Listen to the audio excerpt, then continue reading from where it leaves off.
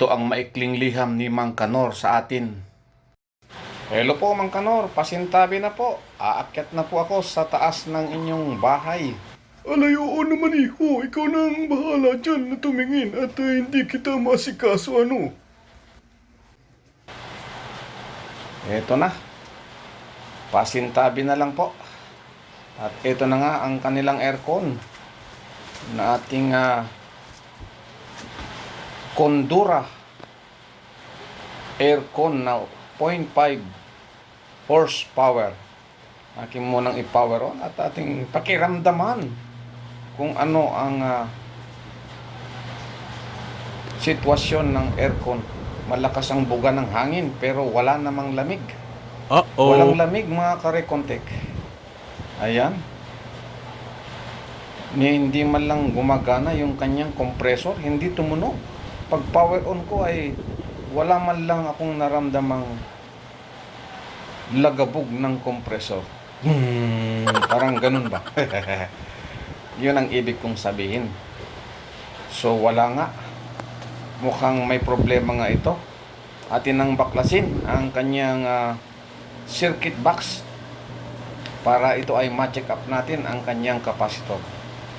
Dapat dito ay mayroong nagyeyelo dyan na katunayan ay maayos pero wala, tuyong-tuyo. Kaya atin mo nang babaklasin. Wala talaga. Okay mga karekontik, habang nagbabaklas ako ay shout out muna tayo sa mga sumusunod. Kay Sir General Frandy Saludar na laging nagpapagawa sa akin. Masugid ko po na customer ito mga karekontek. Kaya salamat sir sa pagtitiwala. Xin chào Mr. Chuan, ATV Staff Engineer. Xin chào Mr. Quy Nguyen Ban, Senior Staff Engineer, ATV. Shout out Mr. Huy Trandek, Senior Staff Engineer. Xin chào. Ciao Mr. Pamdek of ATV. Xin chào Mr. Dam Tien. Dam ơi. Ciao Mr. Nam Witan, Senior Staff. Nam ơi. Shout out also to my friend in the QRE department ATV, Dung Quan Van. Xin chào. So ayan mga karekontek, pasensya na sa konting pag-shoutout natin sa ating mga kaibigan mula sa Vietnam. Amcor Technology Vietnam. Na-miss lang natin sila. Nakasama natin sila sa trabaho sa 6 na buwan. Ito ay pagpatuloy na natin. At ating tatanggalin yung luma na kapasitor upang i-measure natin mga karekontek kung ano ba talaga yung value. Para matuldukan na natin ang problema ni Mang Kanor sa kanyang ayaw lumamig na air condition. Condura air condition.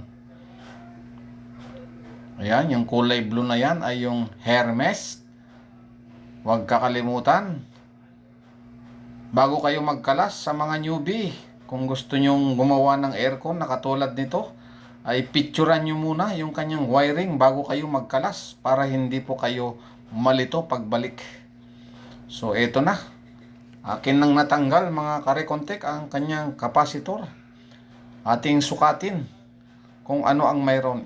Siya ang magsasabi kung siya ay sira na o hindi sa pamamagitan ng multimeter. Ayan.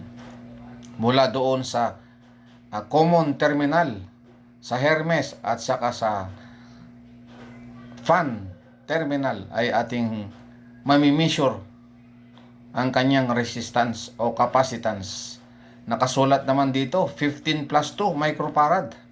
So ibig sabihin yung compressor ay para sa 15 microfarad at yung 2 microfarad ay para sa fan. Ito na.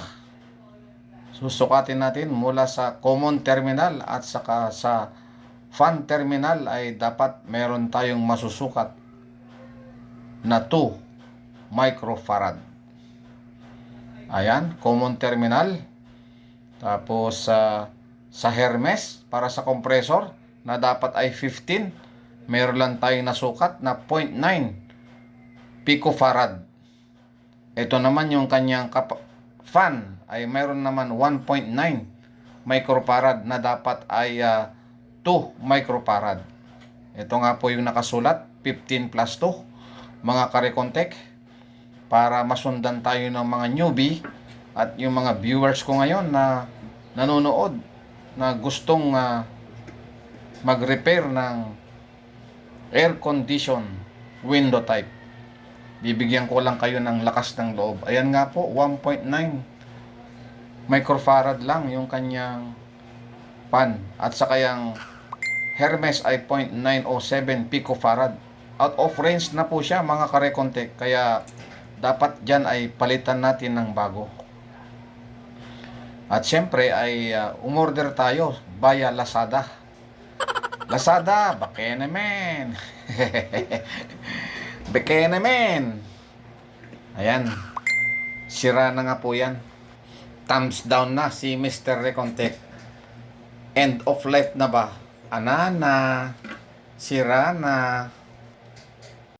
Nakalipas ng mga ilang awitin at tugtugin. At ganun din po, maya-maya lang ay dumating na ang ating order from Lazada. Ang capacitor na 15 plus 2 microfarad, 450 volts mga karekontek. Yan ang ating diagnostic sa aircon na window type ni Mang Kanor na ating chinek up. So ito na yung parts na ating in-order. Atin munang bulat-latin at check upin kung tama nga ba ang dumating. Bato-bato sa langit kaya ito?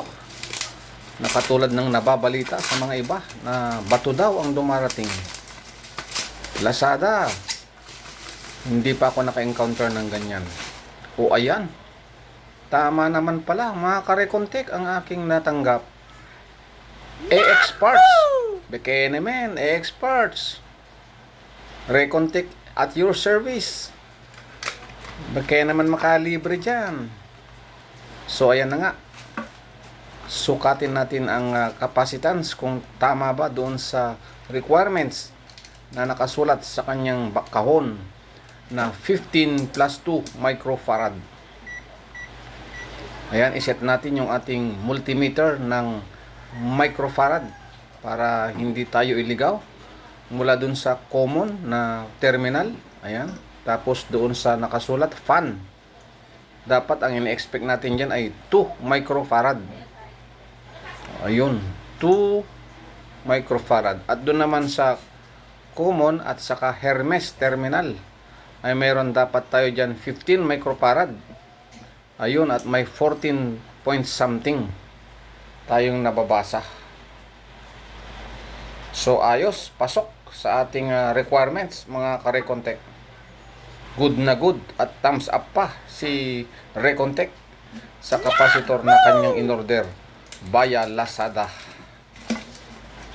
Ano pang inaantay natin? Let's go na at ating ikabit o install ang ating capacitor na 15 plus 2 microfarad. Okay, subaybayan ninyo mga karekontek ang ating pagte-testing mamaya pagkatapos natin ma-install ang capacitor na ito na siyang ating na-diagnose na sira. Ito na ang AC control box ng ating aircon na Panasonic. Ayan, dito natin i-install mga karekontek. At kung bago ka lang sa channel ko na nanonood ngayon, ano pang iniintay mo, sir? Yahoo! Mag-subscribe na sa Recontek channel. Dito marami kang matututunan. At kung babasahin mo yung mga comments ay maraming natuto sa pag-repair ng electric fan. Dahil ang ating mga itinuturo dito ay madali mo lang malalaman. Sa ganang sarili mo, makakapag-repair ka na. Ano pang inaantay mo? Mag-subscribe now. So ayan mga karekontek, atin lang ipupwesto yung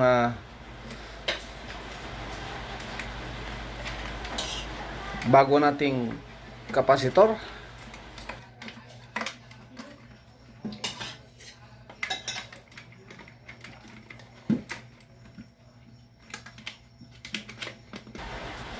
I-mekos-mekos muna natin mga karekontek. Ayan, at medyo natataranta na si Mr. Rekontek dahil gusto nang magkaroon ng aircon si Mang Kanor.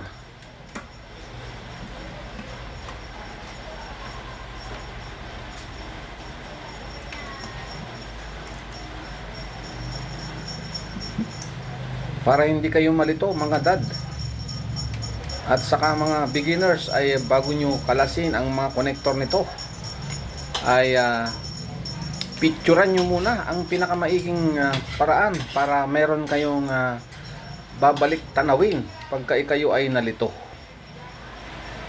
Ayan, katulad yan, ang kulay blue ay sa Hermes at ang kulay brown ay doon naman sa fan. As you can see, itinuturo naman ni Mr. Rekontek talaga. At yung ibang wire dyan ay doon sa isang terminal na ang tawag doon ay gang terminal o gang connector. Doon lang po ilalagay lahat. Ayan, pinakita ko pa sa inyo ang bago. Ayan, ang Hermes terminal. At ito naman ang para sa fan terminal. Yan, dalawang wire lang yan. Wala na pong kasama ang dalawang yan. At yan naman yung gang terminal. Lahat ng ibang wire ay dyan madidikit.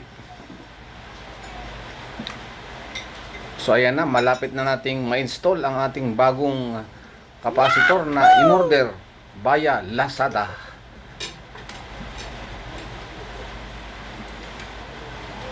Huwag kayong maiinip dahil maigsi lang naman itong video na to.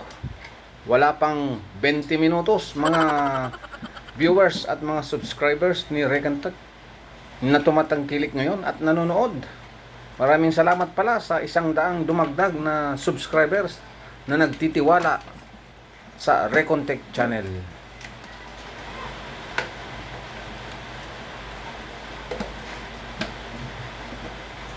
Iniayos ko lang yung mga wire ka-Rekontek para hindi tayo maipitan ng wire at magkaroon ng short circuit dahil hindi na po nagbibiro ito.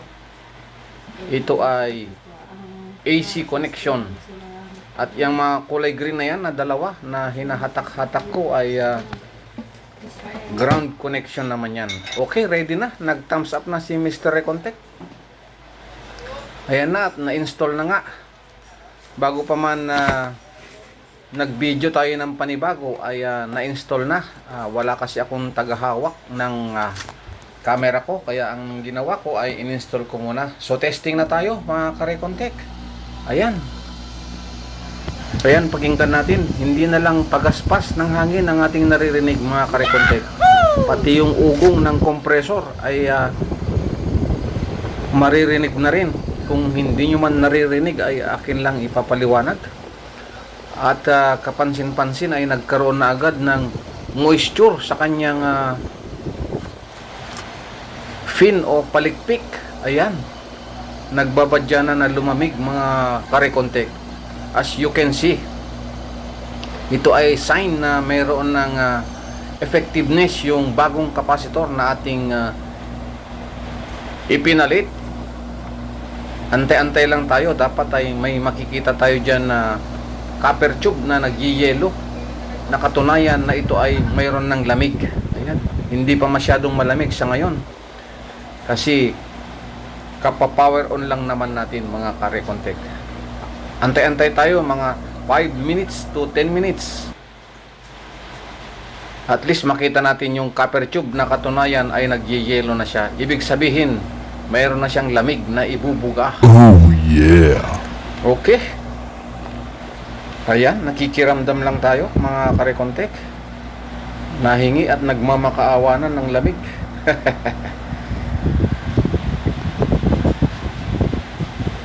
Yun. Tingnan natin dito sa bandang gilid. Ayun! Nakita nyo ba yon mga kababayan? Mga ka-Rekontek at viewers. Nakita mo ba yung copper tube? Ayan may yelo na siya Yan, yan ang katunayan na Hindi tayo nagkamali sa ating diagnostic. Capacitor lang mga karekontek ang kanyang problema. Ayan na, nagyelo na nga po. Papunta na yan sa evaporator. At yan naman yung ibubuga ng hangin palabas. Ayun, para lumamig ang ating aircon. Mang Kanor! Mang Kanor! Maayos na po ang aircon ninyo. Palagay ko naman ay giginawin na ang inyong honey pie dito sa aircon na to. Ayan, malamig na nga mga karekontek. At sa mga sumubaybay sa pagtetesting natin sa aircon na ito ay maraming salamat. At sana ay huwag niyong kalimutan mag-subscribe sa Recontech channel. Pinagkakatiwalaan ng 13,000 subscriber. Proud to be Recontech. Nagbabalik si Recontech. Ayan, hanggang sa papasok na sa loob na copper tube. Pansinin nyo nga yan mga ka-Recontech. Lapit mo pa nga Mr. Recontech. Ayun o. Napansin nyo po buyo nyo yan. O, nagyeyelo na dyan. Ibig sabihin, tama ang ating ginawang pagpapalit ng kapasitor. So, hanggang dyan na lang mga ka-Recontech at mga viewers ko. Please to subscribe. Tabiet!